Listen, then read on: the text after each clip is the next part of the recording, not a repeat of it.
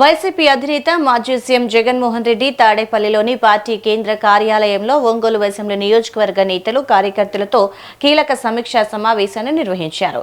ప్రకాశం జిల్లా రాజకీయ పరిణామాలు, పార్టీ బలోపేతంపై ఆయన దిశానిర్దేశం చేశారు.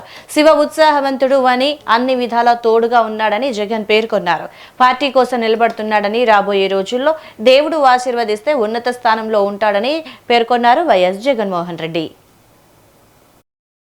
దేవుడు ఆశీర్వదిస్తే ఇంకా శివ కూడా రేపొద్దున శివ కూడా నేను చెప్తా ఉన్నా, పిల్లడు, యువకుడు, ఉత్సాహవంతుడు, అన్ని రకాలుగా తోడుగా ఉండే కార్యక్రమాలు చేస్తూ ఉన్నాడు.